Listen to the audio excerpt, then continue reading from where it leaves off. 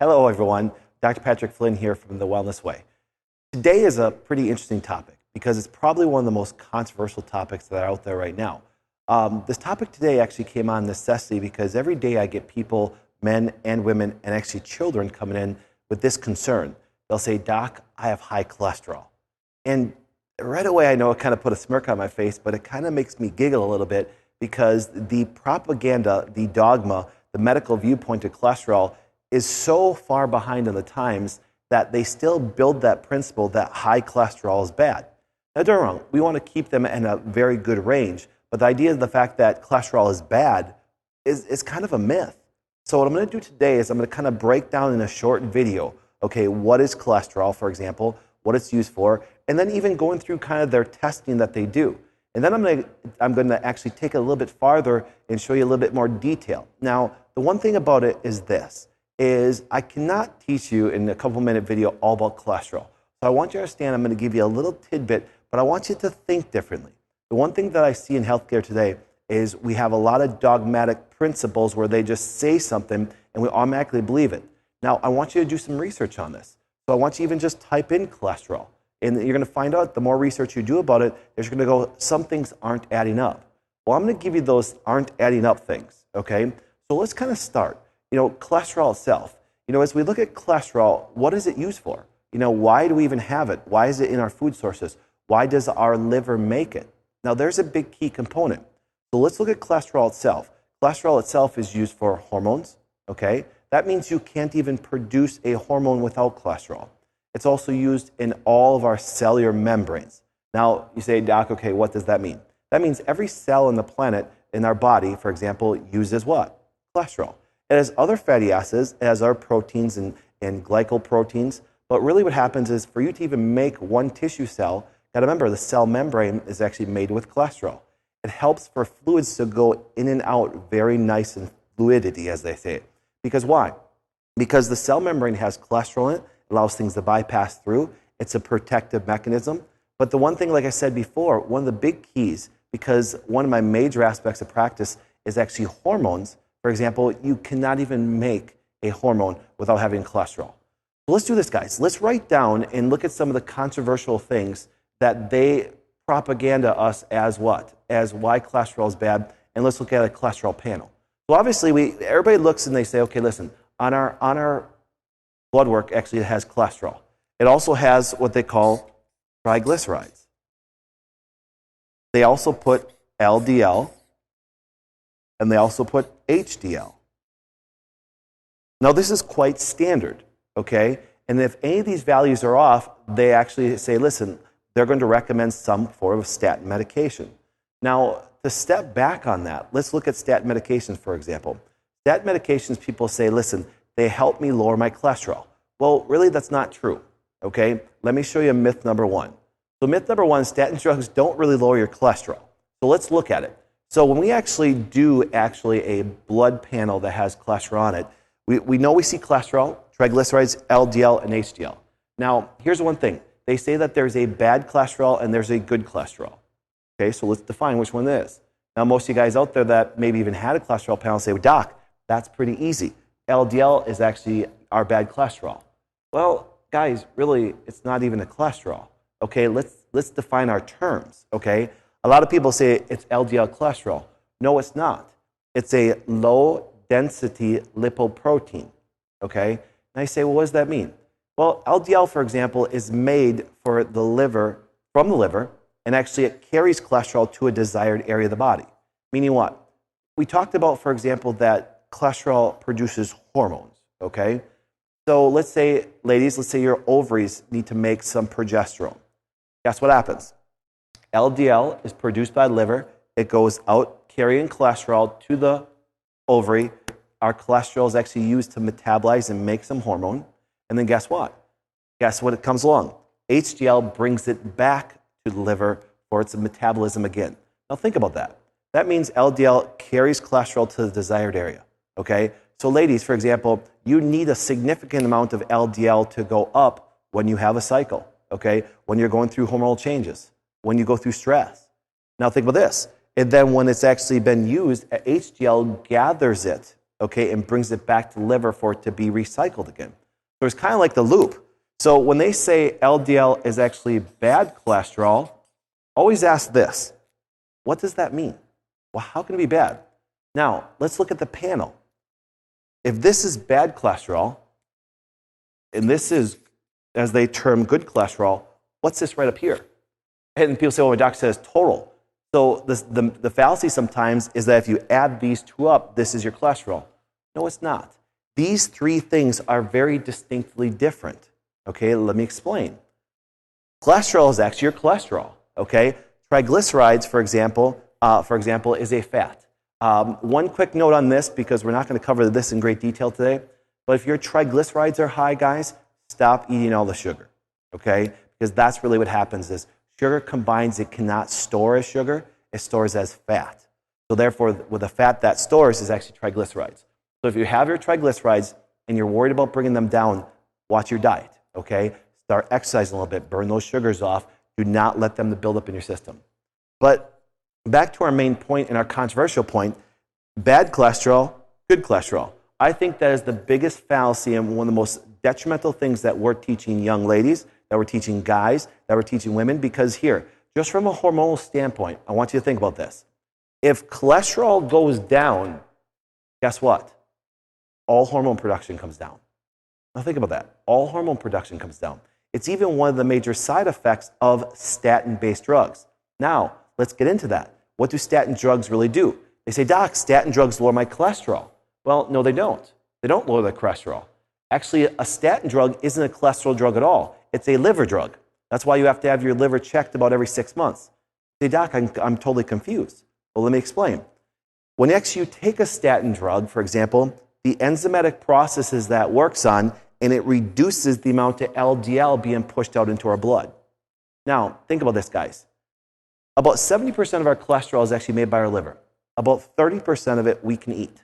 Now, think about that. So let's say you have a cholesterol of, let's say, 400, okay? From diet standpoint alone, you can only bring that down about 130 points that way, okay? Maybe down to 270. So, for example, this is made from the liver. It's also what we eat. This is made by our liver, and this is made by our liver. So my myth-busting question number one is, when did your liver start making bad stuff for you?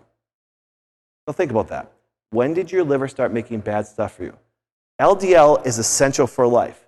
Guys, guess what? Get rid of all your LDL. What happens? You will die. You will die. It cannot work. You cannot produce hormones, cells. I also forgot bile acids, for example, for our digestion, vitamin D. Now think about that. In the last 10 years, we actually did what? We found out how important vitamin D really is. Well, guess what? We don't have cholesterol. Good luck. And that's the tough part about it, because this myth propaganda about it, okay? And you say, doc, how do they create this myth? Well, they create it all about heart disease. Now, we're going to actually get into heart disease in another video, but that's the biggest thing. They sell it based on fear. But when we logically look at a cholesterol panel, guess what? It makes no sense when you look at it their way. And the only thing that they can propaganda to you is what? A fear-based thing of heart disease, okay? There's a lot of people that have high LDL and never die of heart disease or cholesterol, okay? So let's go back and let's review a couple things. Cholesterol, for example, 70% is made by liver, about 30% you can eat that way. Triglycerides, too much sugar. LDL and HDL, get rid of this. So let's myth bust this number two. Get rid of it. Get rid of this. This is not bad. It is not bad. Your liver does not make bad things for you. It's not even a cholesterol. It's a protein. That's why it's called a low-density lipoprotein that way. It actually carries.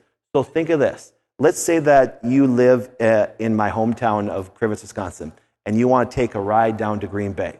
And let's say you are the cholesterol. So you jump in the car. That's what this is. This is the vehicle of transportation. And it transports you down to my office. And now, let's say that once you're done here at my office for an appointment, all of a sudden, you have to go back to Crivitz. Guess what happens? You do what? You have to jump in the HDL car to go back home. So it's that constant cycle back and forth from liver to tissue to liver that allows this whole pathway to happen. And what is it doing? Let me give you another example. If you cut your finger, cholesterol levels have to go up. Say, doc, okay, you got me there. How is that possible? Well, if I cut my finger, I need to make more tissue cells. I need the enzymatic processes to actually heal, and then guess what happens? That's what cholesterol is used for. So if you lower cholesterol, that's why, once again, if you look at one of the side effects of any statin drug is slow wound healing. Because why? Because you slow the available cholesterol and LDL for your body to repair. Okay? Now think about that. So I've given you just a couple normal biological things. That's why me as a doc, it doesn't make any sense when they're yelling high cholesterol is bad, all these cholesterol is bad, and things like that, going, whoa, whoa, whoa, whoa. If I see a person that has high cholesterol or high LDL or low HDL, my thought process is not this. Is not, oh my goodness, we have to naturally lower or make that higher. You follow me on that? My question is this. Why did it go elevated? Is there a demand in the body that says, hey, listen, I need these things done. I need to have these things come up, okay? Because here's what happens. If a person goes under stress, guess what happens? Stress makes our cholesterol levels go elevated. That's just what happens, okay? So I want you guys to understand that when you look at your panel, look at it differently, okay? Look at how it does what? How it goes up, why it goes up, why is it neated, okay? Not just saying, okay, don't bring a cholesterol panel to me and say, Doc, look at my cholesterol's at 300, my LDL's at 170, and my HDL's at 40. How do I naturally balance that? Because I'm going to tell you, guess what? That's a wrong thought process. The question should be is why are those values abnormal that way? Okay? So in a quick recap, remember, cholesterol is essential for hormones, bile acids, vitamin D, stomach acids, wound healing, triglycerides, too much sugar. LDL, it's a carrier protein. It's essential for life. If you do not have it, you will die. HDL, for example, brings it back to the liver. So this whole cycle, for example, when you look at it, is very important to understand some health pathways. So I want you to look at it differently that way. So please, when your doctor says your cholesterol is high, guess what? You need a statin drug. I want you to turn around and say, Doc, is the reason why I have high cholesterol is because I lack a medication, a lack of statin drug? You know, for example, that a lot of doctors don't even teach their patients that, listen, you can't even have grapefruit when you're actually taking some form of statin. Why? Because it interferes with it. Second of all is this. Just Lipitor alone, for example, and they're all the same, but Lipitor alone actually has 271 different medications it reacts with. Has your doctor ever sat down if you're taking a medication and said, listen, before we can even do this, we need to see if you're actually taking a medication that will interact? And one of the big things that I want to cover, for example, just for 30 seconds here is this. When you actually reduce, for example, and take a statin drug trying to reduce these levels, you actually start to deplete your coenzyme Q10. Now think about this. Coenzyme Q10, for example, is used for all muscle development, energy production, for example, even neurological growth. And with a statin drug, coenzyme Q10 significantly drops. That's why, for example, when you actually take statin drugs, guess what happens? Joint pain, muscle weakness, muscle fatigue. Now, here's a question for you guys, and let's leave it on this. Isn't your heart a muscle? So long term, what do you think that statin drug does to your heart? They say they're preventing cholesterol buildup, but it's actually destroying your heart. The sad part is this. That's all well documented. Just Google that. Google statin drugs and coenzyme Q10 and watch how it drives that down. Pretty scary, guys. So let's get rid of these myths. Let's get rid of this fact that you're looking at cholesterol saying, hey, listen, this is bad. The question should always be is, why did it go up? Maybe you are eating too many cholesterols, okay? You know, for example, I kind of giggle because even the American Heart Association, we're so focused on that 200. Man, cholesterol levels not even 10 years ago are 240. They're still at 240, actually 239. But what they say is this, it's borderline high, okay? Yet everybody freaks, for example, if their cholesterol's at 205. Wonderful, it's at 205, okay? And let's say it jumped up to 270, 280. The question should be is why? Is there a hormonal demand in my body? Do I have some issue in my body where it needs healing? Am I under stress? Okay, because all these factors contribute to drive those levels up. You know, another factor is, do I have a thyroid problem?